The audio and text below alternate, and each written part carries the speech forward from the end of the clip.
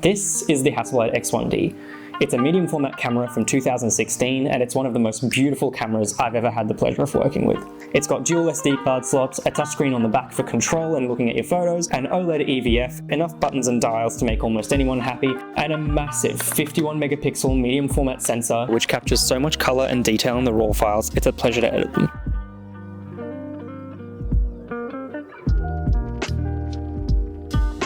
You might be thinking, well, my phone is 50 megapixels as well. What's the difference between that and the medium format sensor on this camera?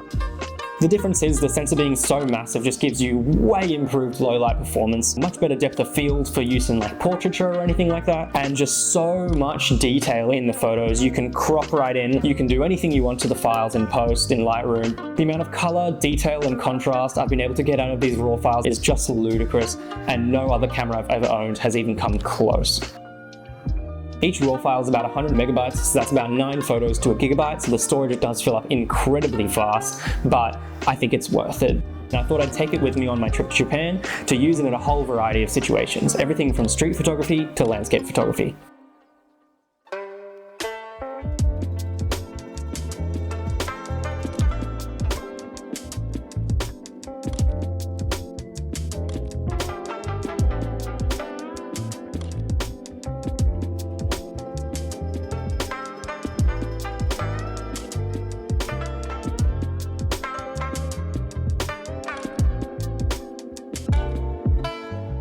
I've now been in Japan for 8 days using the Hasselblad X1D as my everyday camera, and I have a couple thoughts.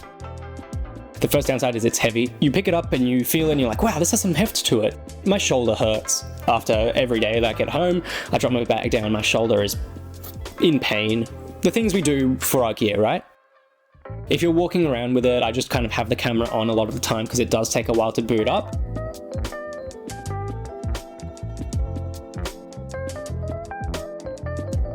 But it's not the end of the world for me. Another issue I have with this camera is that the autofocus is very slow and can be very finicky at times. Now I don't mind if my camera doesn't have face tracking, eye tracking, animal tracking, anything like that. Normally I just use one focus point in the center, depress the shutter, and then move my camera to get the composition that I want before taking the photo. But this camera barely even does that. The autofocus is incredibly slow and it needs to move the whole lens out before it moves it back in again. And sometimes, even though I'm keeping the shutter half depressed, it doesn't lock focus and ends up focusing again on the background or on the wrong object. This may not be such a big deal when you're in the studio and you have a lot of time or the camera's set up on a tripod, but for street photography, I found that it did make me miss a few shots. One other gripe that I have with this camera is I like to shoot in manual mode and set my shutter speed and set my aperture and then leave my ISO in auto. But when you set this camera to manual mode, you can't use auto ISO. As soon as you're in aperture priority, shutter speed priority, P, auto, any of the other modes, you can use auto ISO, but not in manual mode. Why Hasselblad? Why is this a thing? So because of this, I tend to leave my camera on aperture priority a lot of the time, and then I let the camera decide ISO and shutter speed based on that.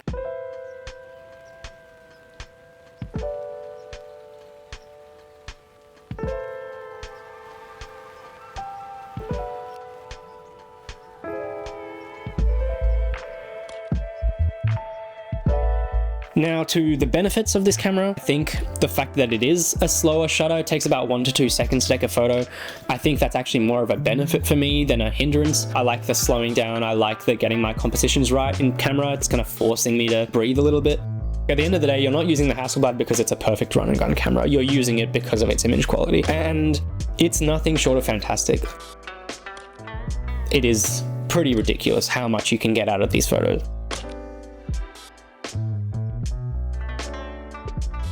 This is the only lens I have for this camera. It's a 45 f3.5. That comes to about a full frame equivalent of 35 mils, so it's pretty wide. I'm used to a 35 mil lens on an APS-C sensor, which is close to 50 mil. So this is substantially wider than I'm used to.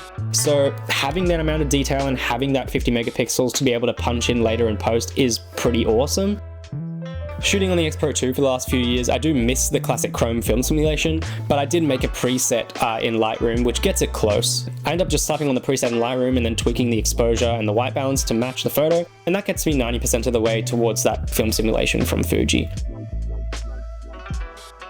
So I've been sitting on this video for about 2 weeks procrastinating filming this outro because I wanted to let my thoughts about this camera sit and mull for a little bit before I gave them to you. So here are my final thoughts on the Hasselblad X1D and whether or not it's worth it in 2024. The biggest benefit of the Hasselblad X1D and what I think would make it worth it is just the quality that comes out of these raw files. You can do whatever you want to these photos, you'll never get any color banding, any compression, any artifacting, anything like that. That's the biggest advantage to this camera, and I think it's where it really shines and what would make it worth it to the right person. The other benefit to this camera is it has an incredible build. It feels amazing in the hand to use. It's very unique. It feels like a piece of art every time you pick it up, and I think that's very inspiring, especially when you're in a slower situation like a studio doing portraiture or fine art. Unfortunately though, this camera doesn't really match my shooting style. I'm more of a run and gun shooter and I really appreciate a quick turnaround. That's why I like cameras like the Fuji X Pro 2 and the X100 because I set my film simulation in camera, click the photo, and they're ready to share by the time I get home.